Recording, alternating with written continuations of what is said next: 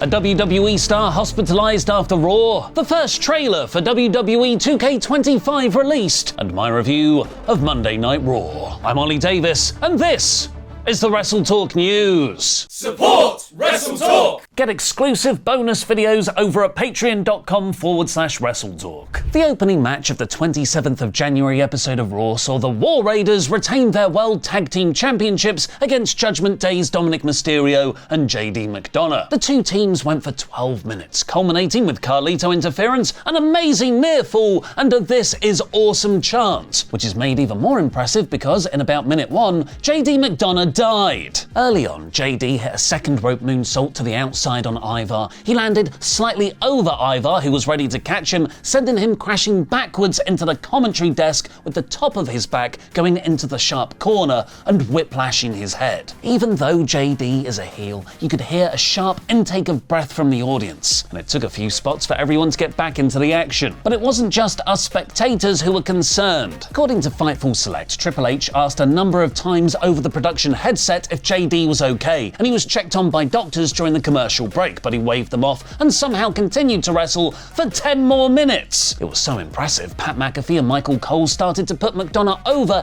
even though he's a bad guy. The adrenaline soon wore off though, as one fan live in attendance posted a photo of JD falling to the floor as he got backstage, where you can just make out what appears to be McDonough on the floor by the LED screen. The Wrestling Observer reported that JD was taken to the hospital, a local medical facility for the uninitiated, after the match. But it wasn't a concussion that was their main concern. It was the blow he took to his ribs, which McDonough then confirmed on his Twitter, revealing that he could miss WrestleMania. First off, thanks to everyone for the messages and the concern. I'm good. I've got a couple of broken ribs and a punctured lung, so I'm going to be out for a couple months. All things considered, it could have been a lot worse, so I'm grateful for that. See ya in a bit! Rock on emoji! Also on the Royal Rumble Go Home Raw, the release date for the WWE 2K25 video game has been officially announced as the 14th of March, with pre-orders going live from the 28th of January. Paul Heyman unveiled Roman Reigns as this year's cover star, complete with his red booties just like Sonic the Hedgehog. The special editions are a Dead Man version, which features Undertaker on the cover, and a really cool looking Bloodline edition, with a family tree of all Roman's feuding family and friends. So you too can play as Solo Sikoa as he loses all his major matches while Jacob Fatu surpasses him. Now here's a message from this video's sponsor. All my tidying done. Well. Enough of this. I'm going to end this stupid cowboy, Luke. You can't keep following me like this. But Pete, you haven't paid your hallway tax. Not even once. Yeah. That's right. I'm Pete. Anyway, there's no such thing as a hallway tax, and I refuse to pay it.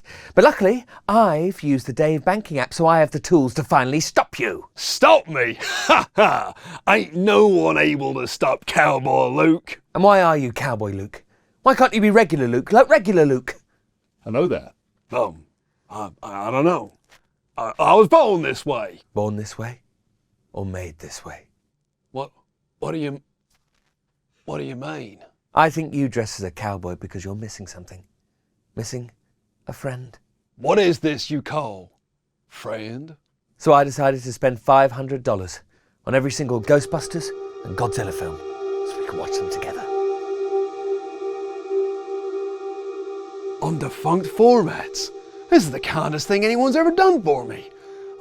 Where'd you get $500 from? I use the Dave banking app. Dave is the banking app that's leveling the financial playing field. And when you download Dave, you can get up to $500 in 5 minutes or less. No credit check, no late fees. It's part of Dave's extra cash account. Get the money you need with no interest and then settle up later. Download Dave today at dave.com/wrestle. That's dave.com/wrestle. Dave is not a bank. Banking services provided by Evolve Bank and Trust. Member FDIC. For terms and conditions, go to dave.com/legal. Eligibility criteria apply subject to bank approval. Service and/or instant transfer fees may apply. Advances typically approved in 5 minutes. Wow, that is amazing. How can I ever thank you, Pete? How about you pay your own hallway tax? With friendship! Now it's time for my review of the Royal Rumble Go Home You're Drunk episode of Monday Night Raw.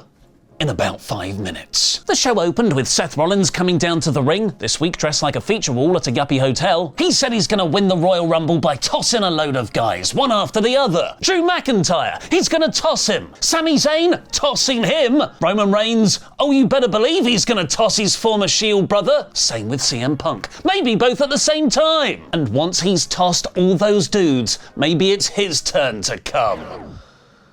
For Gunther's World Heavyweight title. On cue, Gunther interrupted and got loads of heat by saying he beat Jey Uso, a man who somehow gets more over the more he loses. Gunther wants Seth to win at the Rumble so he can beat him at WrestleMania. But then out came Logan Paul, who was booed so heavily you could barely hear him. He's a heel, and he doesn't get paid by the toss, so he's going to enter the Rumble last, seemingly confirming he's the number 30 spot. Gunther then said now he wants Paul to win so he can slap that stupid smile off his face. Over the rest of the night, Penta, Chad Gable, Bron Breakker and Carmelo Hayes all declared for the Rumble too. And so shall I! This exact time last week, I threw a ball of paper into a bin 20 feet away without looking, and Luke saw it, but he's spreading fake news that it never happened. It wasn't filmed, I have no proof. But then I tried to recreate it, and I lost a paper ball shootout on the Raw podcast for Luke's Jam That Championship.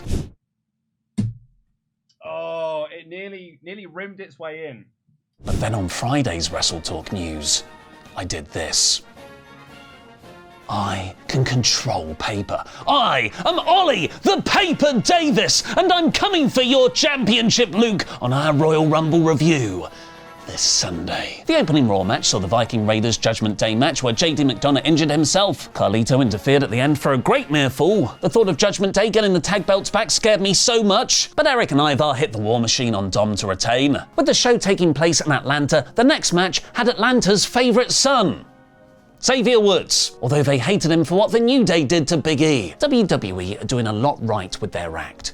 Having them come out just to a promo and not music, even having fellow heels like Pete Dunne and Ludwig Kaiser giving them the cold shoulder backstage, but it won't really matter if they keep losing. Just like Kofi Kingston lost to Rey Mysterio last week, Woods was distracted by his own family wearing New Day Sucks t-shirts at ringside to lose here. Also in all of this, Grayson Waller and Austin Theory announced they'll be moving to Raw, and commentary revealed Zelina Vega would be leaving the LWO to go back to SmackDown by herself. Ultimately, these are undercard trades that don't massively affect the makeup of either brand. But with rumours that Vega's real-life husband, Malachi Black, could be returning to WWE in the next couple of months, perhaps this has been done for them to be a partnership. Jey Uso came out with the rapper Quavo, where he did so much yeeting he was too out of breath for his actual promo. He said yes, he lost at Saturday night's main event.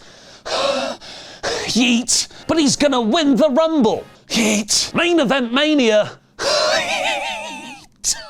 And win Gunther's World Heavyweight Championship. Yeet.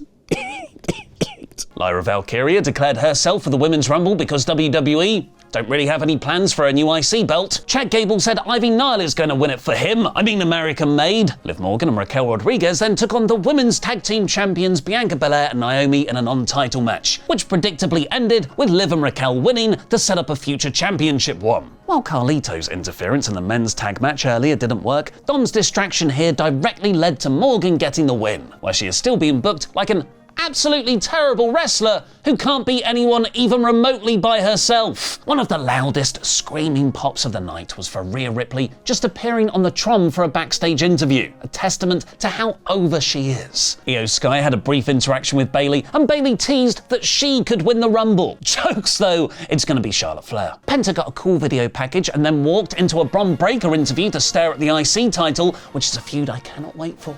And then the final 45 minutes of the show was a very impressive, intricately woven, cross-brand, multi-main eventer, single-story arc. First was Paul Heyman revealing Reigns as the WWE 2K25 cover star in the ring. Rather confusingly though, he kept using his "I am the one" behind the 29-1 kind of phrase, which just makes me think of Brock Lesnar ending The Undertaker's streak, when he was actually talking about Roman winning the Rumble. Just as he was about to leave though, Drew's Shawing hit and claimed he's responsible for all of Heyman's success right now. Drew won the 2020 Rumble and slayed Paul's client, The Beast, at WrestleMania. That's what led to Heyman going to Roman to create the bloodline. Drew said he's going to target his client. Heyman said he'll pass that on to Reigns, but Drew said he wasn't talking about Roman. He was talking about his boy CM Punk, with a terrific, menacing delivery that keeps that favourite plot point between Paul, Punk and Roman spinning. This went into a really good TV match between McIntyre and Sami Zayn. Sami got busted open early and the blood only helped make this feel more intense. Drew ultimately dodged a haluva kick though, he's good at that, and rolled up Sami with his feet on the ropes to win dirty. Drew started to beat up Sami in the post-match, but Cody Rhodes made the save. But Kevin Owens appeared to beat up Cody Rhodes. In the kerfuffle, Sami went to haluva kick Drew in the corner, but McIntyre moved and Sami kicked Cody in the face,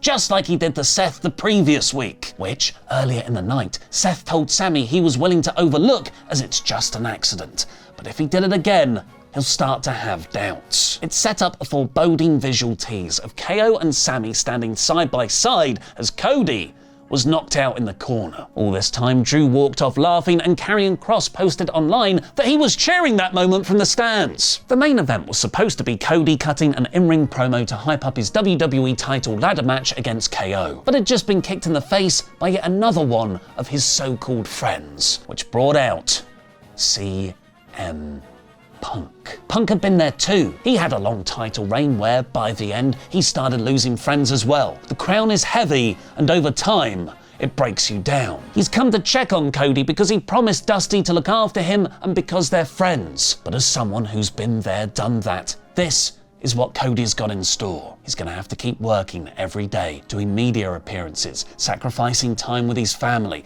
running himself into the ground. All while someone else who's hungrier is using that time to train, to get better, to ascend the ranks and beat Cody as he's on his way down. And that's the good news, because the bad news is that person is CM Punk. There's now like 8 different guys who could really win the Rumble. You know what? Let's just have them all win and let's make the Mania main event a battle royal. I felt this show missed a super hot angle, but the low-key intense promo work between Punk and Cody was absolutely captivating. This week's Raw is 78%. Now go over to our movie channel cutscene where you can watch Luke's brand new video essay, How Disney Screwed Pixar.